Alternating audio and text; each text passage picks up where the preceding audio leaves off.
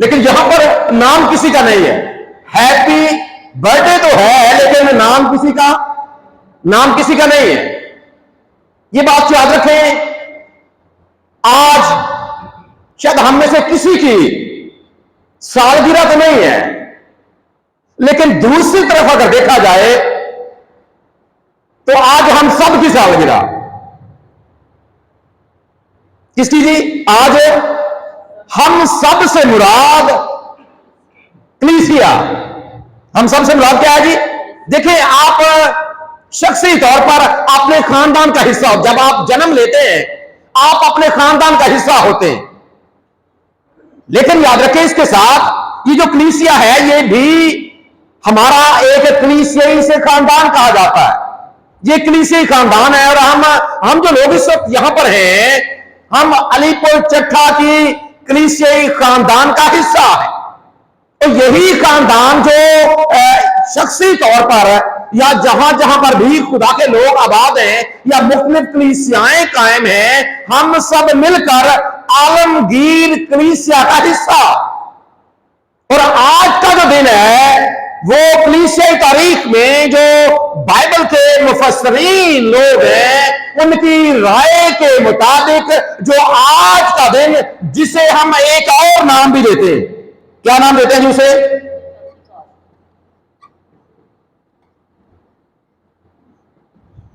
Eid Pentecost का नाम भी हम देते हैं। यह दिन बाइबल के माहरीन के मुताबिक एक ऐसा दिन है जो कलीसियाई कैलेंडर में या कलीसियाई जिंदगी में अहम तरीन दिनों में से एक। उसकी वजह यह है कि आज के दिन दरअसल कलीसिया ने जन्म लिया। क्या लिया जी? हालांकि अगर दूसरी तरफ देखा जाए तो जैसे ही खुदावंद यीशु मसीह की पैदाइश हुई, जिस तरह पहले पेशेंट गोइयों में भी बयान किया जाता रहा, लेकिन उसके बाद आपको पता है कि वक्त पूरा होने पर जब खुदावंद यीशु मसीह की पैदाइश दुनिया में हुई, कलाम मुजस्सम हुआ, फजल और सच्चाई से मामूर होकर हमारे दरमियान रहा, इसमें कुछ शक नहीं है कि मसीहत का आगाज हमें नजर आता है। लेकिन हकीकी मानों में जो कलीसिया ने जब बढ़ना, फलना और फूलना शुरू किया, क्योंकि अपने आसमान पर जाने के बाद जब खुदावंद यीशु मसीह ने अपने शागिर्दों को यह हुक्म दिया कि जाओ सारी खलक के सामने जाकर इंजील की बुनियादी करो, और साथ में एक बात यह भी कही कि जब तक तुम्हें कुव्वत का लिबास, अगर आप अमाल की किताब का पहला बाब पढ़ते हैं तो वहां पर लिखा है कि जब तक तुम्हें कुव्वत का लिबास ना मिले, उस वक्त तक नहीं जाना, इंतजार करो। और आज के दिन दरअसल वो वादा खुदा ने पूरा किया, जिसका वादा ना सिर्फ अहद अतीक में मौजूद है, यूएल नबी के सहीफे में मौजूद है, बल्कि उसके साथ हमें आज के दिन वो वादा, जिसका वादा खुदावंद यीशु मसीह ने भी अपने शागिर्दों के साथ किया कि मैं जाता हूं और तुम्हारे लिए दूसरा मददगार भेजूंगा।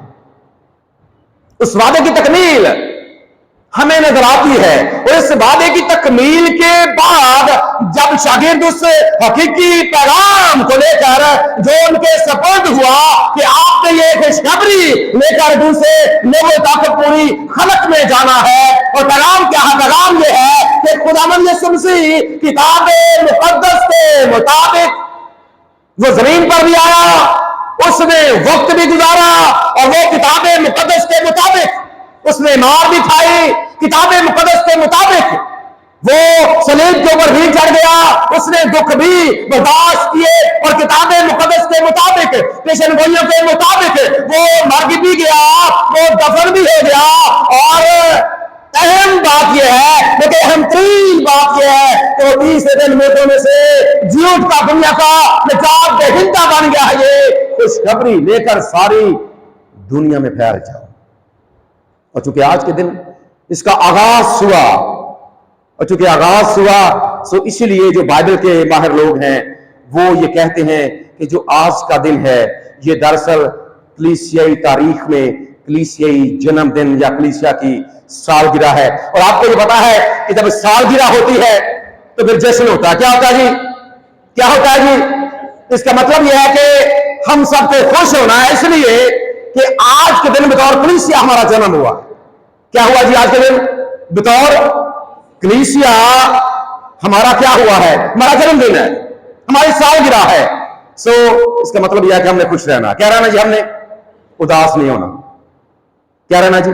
खुश। क्या रहना है? ऐसा नहीं सिर्फ मरियम खुश हो क्योंकि उसकी चले 14 को बर्थडे, ये काट लिया आपने।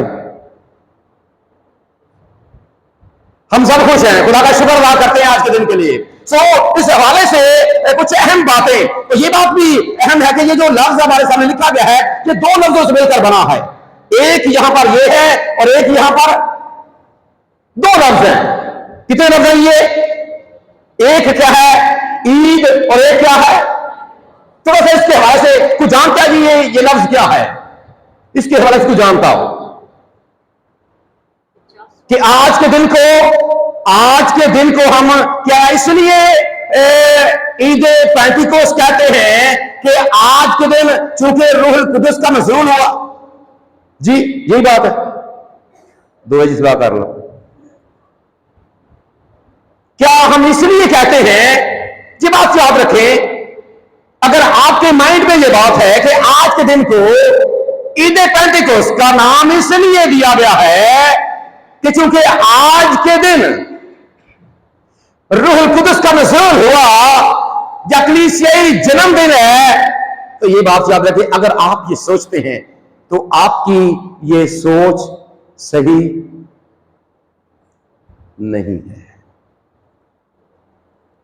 क्योंकि एक हवाला जरा निकाला जी, अमाल की किताब का दूसरा बाब, अमाल की किताब का दूसरा बाब मेरे ख्याल में डिकन साहब ने पहले ही खोल के रखे है, पता सी ये वाला होना पता थी आपको जी। पढ़े अगर आप दूसरी पहली आयत कोई भी पढ़ दे जिसने निकाला हुआ जी, कोई भी पढ़ दे आप में से, शाबाश शाबाश। जब ईद पेंटिकोस का दिन आया, यही लफ्ज वहां पर लिखा है जी। अमाल की किताब का जो दूसरा बाब है और दूसरे बाब की पहली आयत में यही लफ्ज है जी। जब क्या हुआ? ईद पेंटिकोस का दिन आया। सुधरा इस फिक्रे की बनावट पर गौर करें तो आपको फिर यह पता चलेगा कि ये काम जो हुआ है आज के दिन, ये तो बाद में रोनवा हुआ है, लेकिन इसका नाम पहले से मौजूद है। इसका नाम जी, इस ईद का नाम क्या है? पहले से लिखा यहां पर क्या है? जब क्या हुआ? जब ईद पेंटिकोस का दिन आया। क्या ये फिक्र समझा रहे हैं आपको कि आज के दिन वाकया जो रोनमा हुआ है रूहुल कुदस के हवाले से, ये इस दिन में रोनमा हुआ है, लेकिन इस दिन को ये बात याद रखें, ये नाम इसकी बुनियाद पर नहीं दिया गया। इसका नाम ऑलरेडी मौजूद है। इसका नाम क्या है जी? ऑलरेडी मौजूद है। और आप जब इसके बारे में सीखने की कोशिश करेंगे तो दरअसल, और ये एक और गलतफहमी जो कलीसिया में पाई जाती है वो ये कि जो ईद पेंटिकोस है, अगर आप ये समझते हैं कि ये एक कलीसियाई कैलेंडर में ये बात है या ये एक नए अहदनामे की ईद है, तो ये भी आपकी गलतफहमी।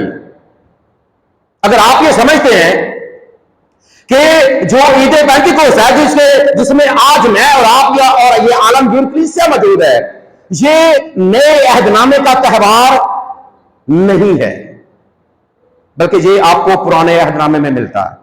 और जब आप पढ़ते हैं खुरूज की किताब, जब तक आप पढ़ते हैं अहबार की किताब, तो बड़ी तफसील के साथ आपको इसी ईद का बयान मिलता है। और जब यहां पर यह लफ्ज लिखा गया अहबार की किताब के दूसरे बाब में, तो भी इसका मतलब यह है कि ये वो दिन था दरअसल जिस दिन जो इस्राएली थे वो इस ईद को मना रहे थे। क्या कर रहे थे जी?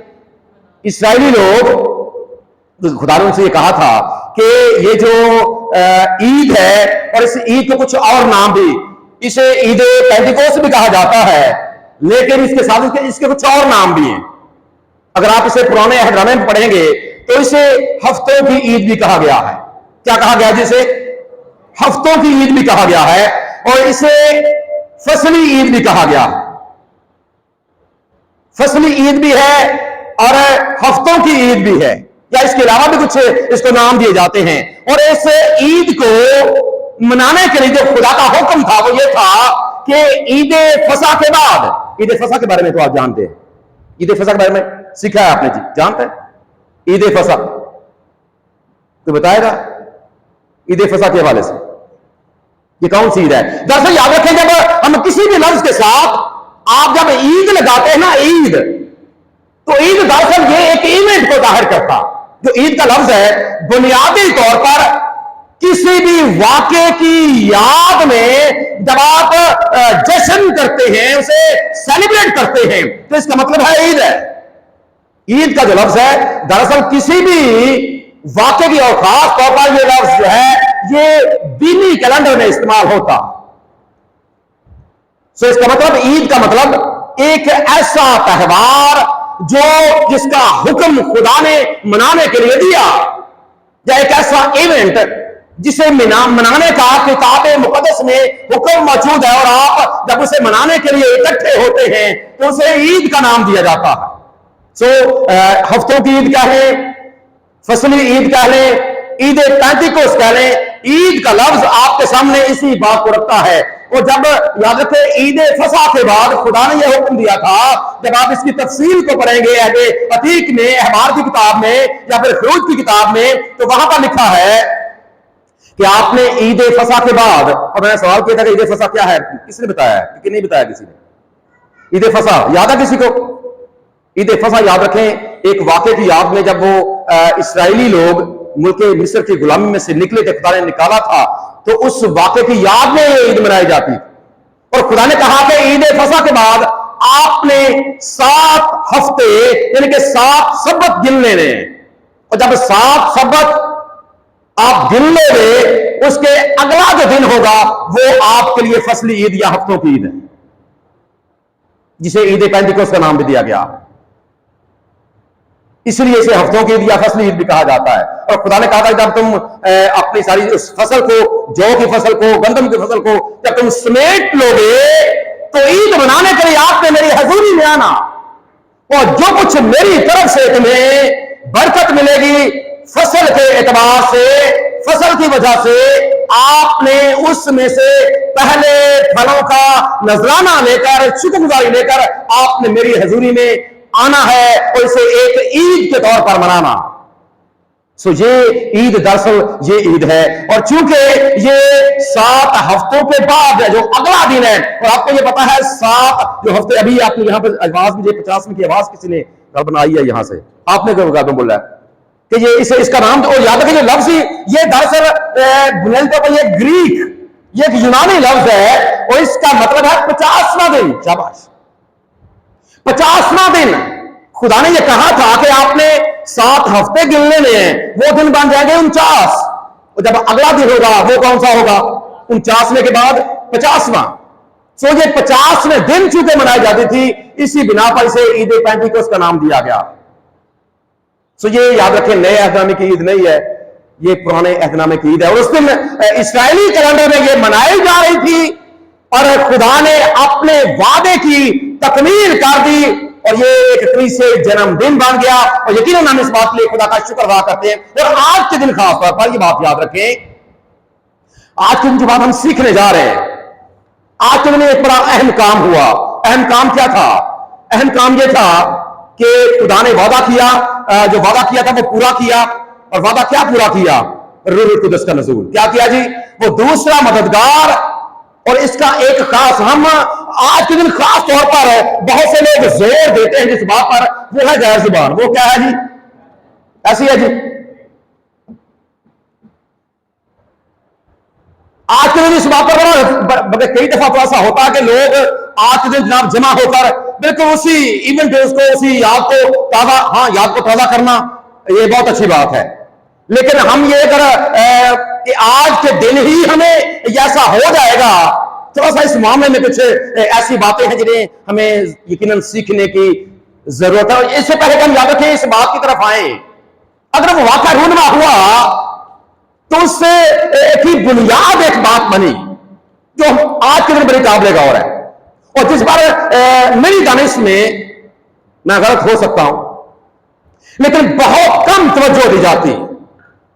इस बात को तो बहुत ज्यादा हाईलाइट किया जाता है, इस बात पर तो बहुत ज्यादा जोर दिया जाता है लेकिन इससे पहले भी एक काम हुआ और उसको अक्सर औकात इग्नोर कर दिया जाता, लेकिन वो इग्नोर करने वाली बात नहीं, क्योंकि जिसकी बुनियाद पर यह मामला हुआ है, जिसकी बुनियाद पर यह बरकत मिली है, जिसकी बुनियाद पर यह नेमत मिली है, जिसकी बुनियाद पर खुदा ने वो वादा पूरा किया है, उसको हम नजरअंदाज कर देते हैं। और आज हम उसी बात पर ज्यादा जोर भी देंगे और वो इसी हवाले में मौजूद है, क्योंकि दूसरी आयत में आपको बयान मिलता है इस बात का, लेकिन जो पहली आयत है, आज हमारा जो मौजू है वो पहली आयत में मौजूद है। जरा पढ़ दीजिए पहली आयत को दोबारा से, अमाल की किताब का दूसरा बाब पहली आयत जी, कोई भी आप में से पढ़ दे। जब ये दिन आया जी, हुआ क्या है जी? सब एक जगह पर जमा थे। ये वो बात है, बुनियादी बात,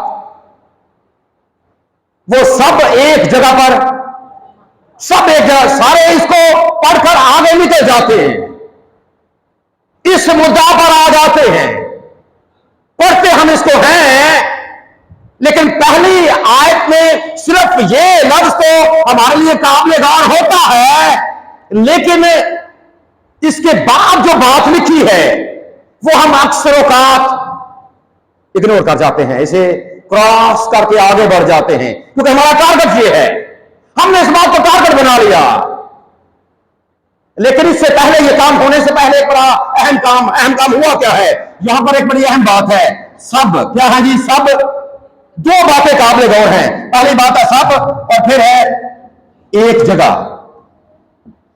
दो बातें आज हमारे सामने, और तीसरी बात भी है साथ।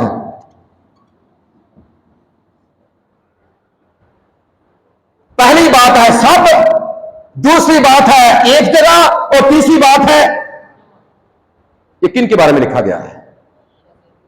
किन के बारे में जी? शाबाश। सब एक जगह पर, और सिर्फ शागिर्द नहीं, यहां पर ये बात याद रखें, पूरी जमात। और इस वक्त आपको पता है पूरी जमात कितनी थी? शाबाश, 120 लोगों की जमात, जो ईमानदारों की जमात उस वक्त मौजूद है। सब के सब एक जगह पर जमा है। आज की कलीसिया देखिए, हम चूंकि पूरी दुनिया में कलीसिया फैली हुई है, हम ये तो डिमांड कर ही नहीं सकते कि सारी दुनिया के लोग एक जगह पर जमा हो, लेकिन याद है कि जब वो एक ईमान पर इकट्ठे हैं, इसका मतलब है वो इकट्ठे हैं। लेकिन आज खास तौर पर जब हम अपने माहौल में, हम दूसरों की बात नहीं करते, जब हम अपने माहौल की बात करते हैं या कलीसिया पाकिस्तान की बात करते हैं, कलीसिया पाकिस्तान के से हटकर आप शहरों की कलीसियाओं की बात कर लें, आप गांव की कलीसियाओं की बात कर लें, आप गली मोहल्ले में मौजूद कलीसियाओं की बात कर लें, जी बात जो इग्नोर सब कर रहे हैं। यहां पर लिखा है सब जमा थे, इसका मतलब है सारे के सारे सब जमा थे, जगह भी एक है। खुदा ने वादा तो पूरा किया है, लेकिन देखिए खुदा जब कोई काम करता है उससे पहले वो इंसान को देखता है। नन्मा के लोगों के बारे में खुदा का यह मंसूबा था, खुदा ने यह ऐलान भी कर दिया, खुदा ने पैगाम उनको भेजा था कि 40 रोज के बाद नन्मा क्या होगा जी? नन्मा 40 रोज के बाद नन्मा, लेकिन हुआ नहीं है। क्यों नहीं हुआ? क्यों हो गया जी? नहीं हुआ। क्यों नहीं हुआ? क्यों नन्मा बाबा? हालांकि खुदा ने कहा है कि हो जाएगा, लेकिन हुआ नहीं है। क्यों नहीं हुआ? वजह का पता है आपको? सब लोगों ने रोजा रखा है, तौबा की है। देखें खुदा ने जब नजर की है कि जमीन पर लोगों का तरीकाकार क्या है, सब लोगों ने, वहां पर लिखा कि हत्ता के जानवर तक, शीरखार बच्चे तक, सबके सब सब एक जगह पर। और जब देखे उन्होंने वो सारे इकट्ठे होकर उन्होंने रोजा रखा, दुआ की है, खुदा ने अपना इरादा तब्दील कर लिया, खुदा ने उनको और जिंदगी दे दी है। सब एक जगह पर जमा है, खुदा ने वादा पूरा कर दिया है।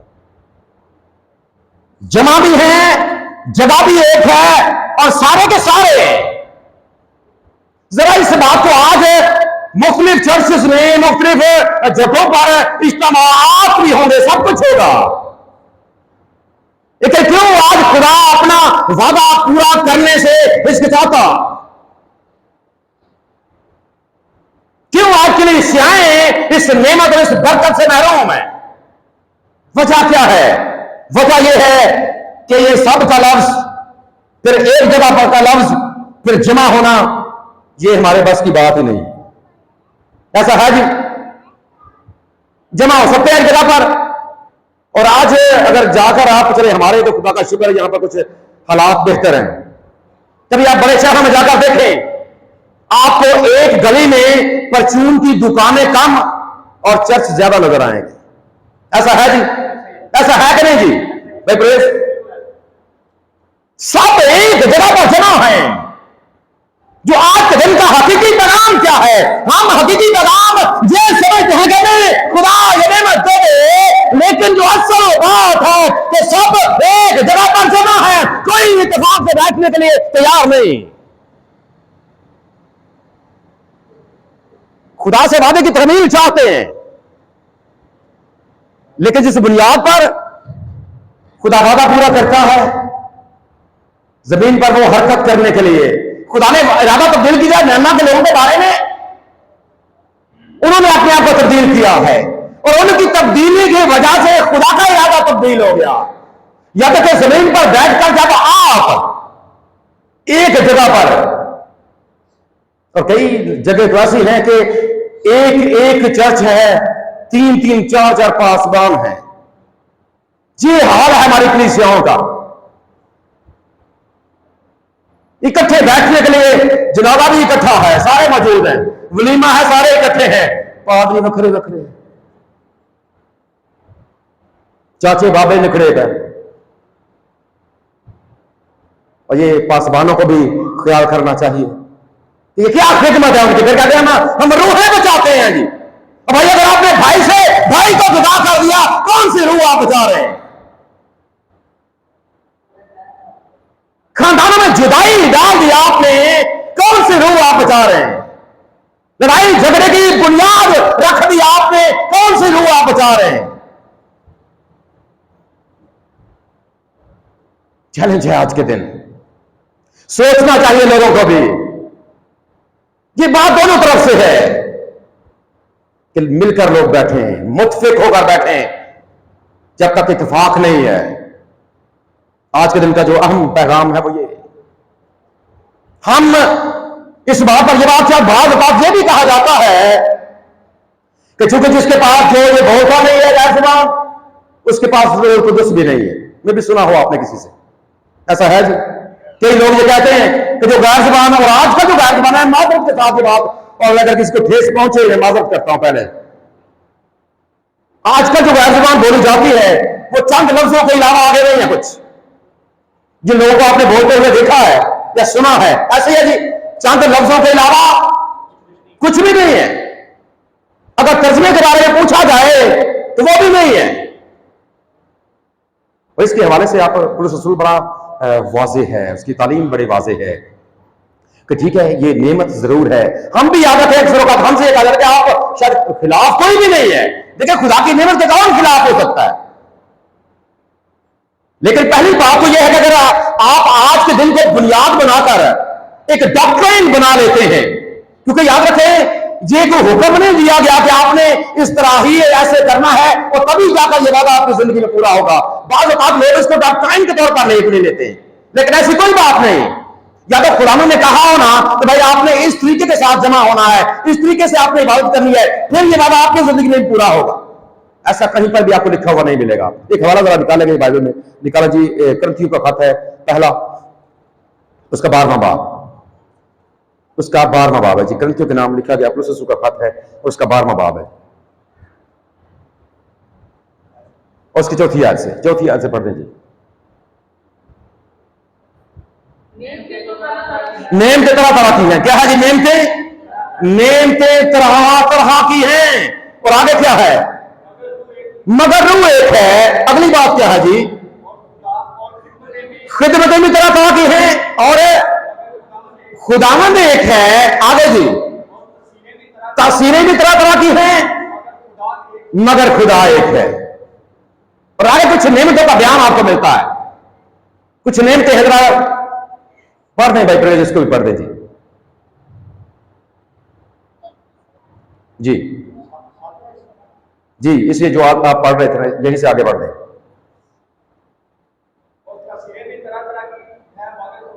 मगर खुदा एक है जी,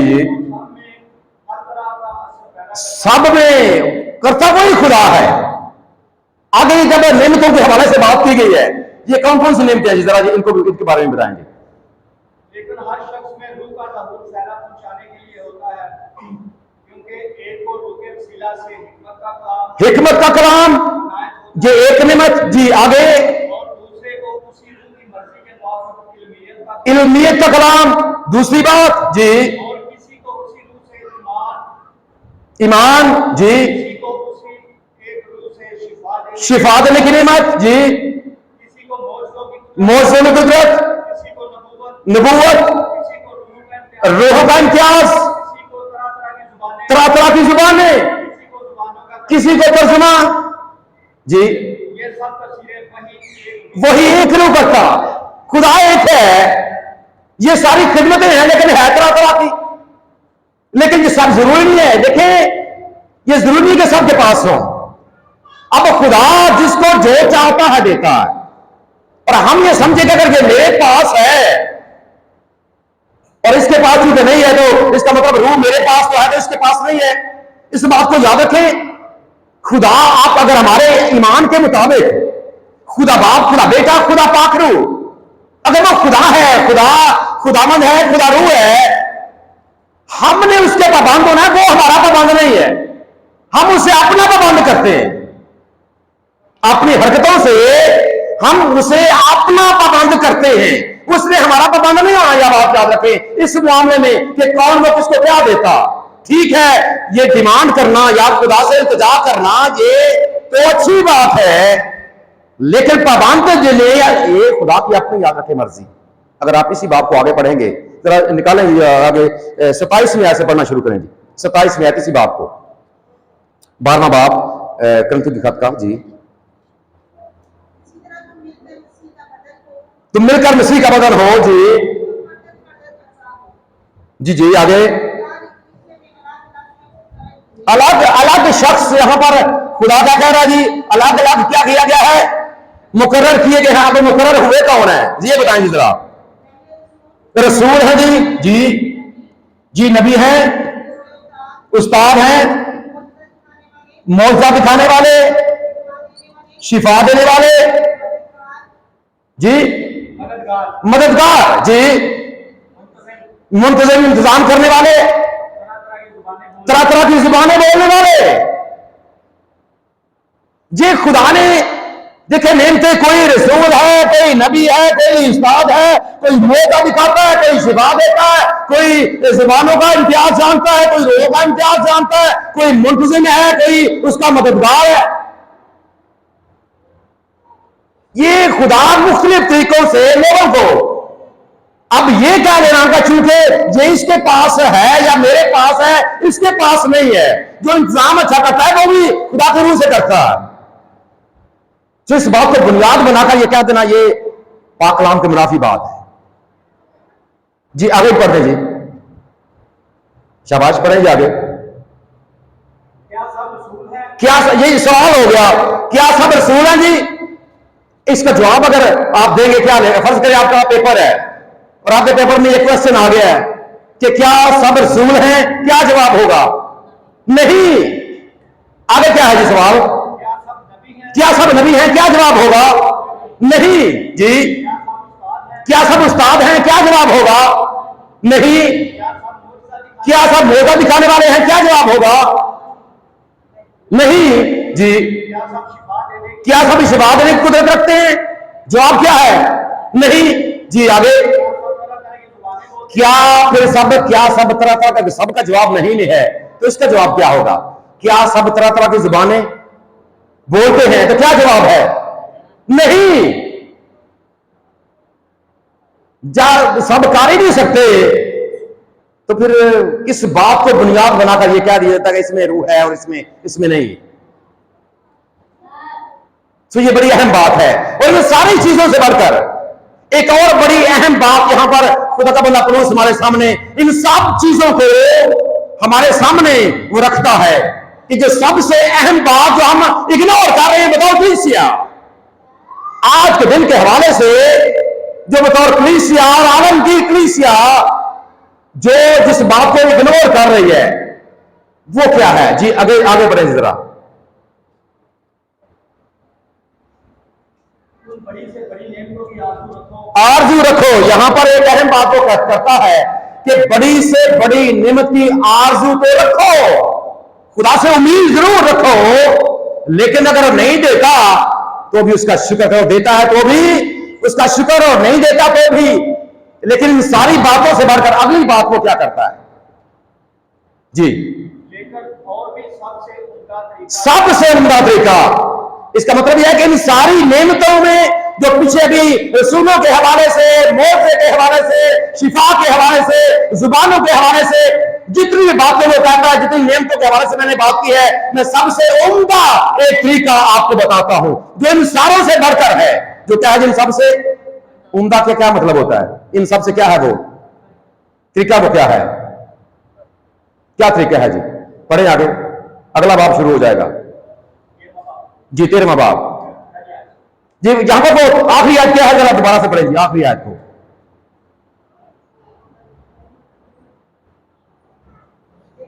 कोई और पढ़ दे जी। जी, सबसे उम्दा तरीका मैं तुम्हें बताता हूं। ये कौन कह रहा है? तुमसे सुनो कह रहा है, मैं तुम्हें सबसे उम्दा तरीका बताता हूं। और सबसे उम्दा तरीका क्या है? 13वां बाब शुरू हो गया जी। सबसे उम्दा तरीका, और सबसे पहले उसने इसी हवाले से बात कर दी है। सबसे पहले उम्दा तरीकों में उसने सबसे पहले इसी बात को बुनियाद बनाकर बात की है। अब बात क्या है? पढ़ें जी, आप इसको पढ़ें। अगर मैं आदमियों और फरिश्तों की जुबानें बोलूं, दुनिया में तकरीबन 7,000 जुबानें हैं, जो मैं मुझे समझ नहीं आती वो मेरे लिए गैर ही है। लेकिन वो कहता है कि आप जमीनी जुबानों की बात ना करें। अगर जो फरिश्ते बोली बोलते हैं, अगर मुझे वो भी बोलनी आ जाए, लेकिन अगर मेरे अंदर ये चीज नहीं है, क्या नहीं है? अगर मैं आदमियों और फरिश्तों की जुबानें बोलूं और क्या ना रखूं, सब एक जगह पर जमा, ये क्या बात जाहिर करती है? सब एक जगह और जमा, ये किस बात की अलामत है? किस बात की अलामत है? आज कमी है कि नहीं चाहिए? और आज के दिन ये बड़ा चैलेंज है कलीसिया पाकिस्तान के लिए। अगर मैं आदमियों और फरिश्तों की जुबानें बोलूं और क्या ना रखूं, मैं फिर हूं क्या? ठनठनाता पीतल। ये ठनठनाता पीतल दरअसल एक साज है। 2 कटोरियां होती हैं उसकी पीतल की, जो वो आपस में बजाते हैं। ये भी आप मौसीकी से लगाव रखते हैं, भी आपने कभी सुना हो। 2 कटोरियां पीतल की वो आपस में बजाते हैं और बड़ा खूबसूरत साज बजता, उसे ठनठनाता पीतल कहा जाता है। और आगे एक और बात है, या फिर झनझनाती, ये थालियां दो, ये भी पीतल की है। लेकिन अहम बात यह है कि ये वो साज है जो उस वक्त जब पौलुस रसूल ने ये बात की, ये बुत खानों में बजाया जाता था। बुतों की जब वो पूजा करते थे तो बुतों की इबादत में जो साज वो बजाते थे, वो यही झांझ और यही पीतल का के साज थे। अब पौलुस कहता क्या है कि अगर मैं फरिश्तों की जुबान बोलता हूं, लेकिन अगर मेरे अंदर ये चीज की कमी है, तो फिर मैं क्या हूं? इसका मतलब वो कह रहे हैं कि मैं दरअसल फिर किसकी इबादत कर रहा हूं? बुतों की। किसकी इबादत कर रहा हूं? अहम बात है। और आज अगर हम भी अपनी खिदमत की बदौलत जुदा कर देते हैं लोगों को एक दूसरे से, खानदानों को जुदा कर देते हैं, तो फिर क्या ये बात उन पर लागू नहीं होती कि वो ठनठनाता पीतल और झनझनाती? और फिर बाज़ बात हम ये समझते हैं कई बार कि जो गैर जुबान बोलता है, चूंकि वही उसी पे खुदा का रूह काम करता है, कहीं एक हवाला किताब मुकद्दस में कि जो ये बोलेगा ये निशानी है कि ये वाकई खुदा का रूह इसमें काम करता, जब पहचान है नसीहत की गैर जुबान।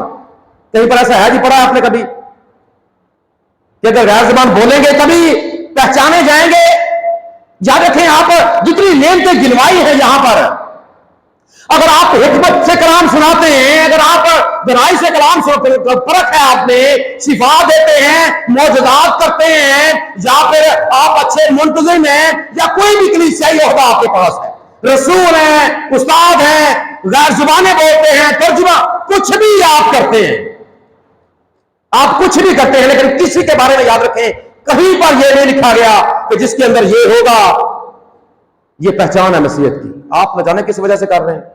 कई बार हम करते तो ये काम है, लेकिन इसके पीछे हमारा पर्पस कुछ और होता है। हाथी के दांत खाने के और दिखाने के। खिदमत हम करते हैं, काम खिदमत का होता है, लेकिन उसके पीछे हमारा पर्पस, हमारा मकसद कुछ और होता।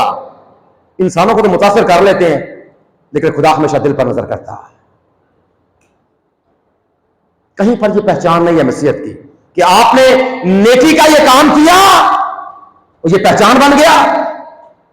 एक पहचान जो खुदा ने दी है, अगर आप एक हवाला निकालेंगे जरा, यूहन्ना की इंजील का 13वां बाब, पहचान जो खुदा ने दी है। और आज के दिन कलीसिया के सालगिरह के मौके पर ये पैगाम ना सिर्फ हमारे लिए बल्कि आलमगीर कलीसिया के लिए है कि वो निशान जो खुदावंद ने मुकर्रर किया है, हम क्यों उसे इग्नोर कर रहे हैं, क्यों उसे हम नजरअंदाज किए रहते हैं।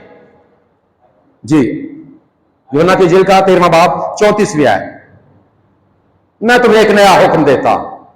खुदा ने यीशु अपने शागिर्दों से वाकिफ मुखातिब है। मैं तुम्हें क्या करता हूं जी, मैं तुम्हें एक नया हुक्म देता हूं, एक दूसरे से क्या करो, एक दूसरे से मोहब्बत रखो जैसे मैंने तुमसे मोहब्बत रखी।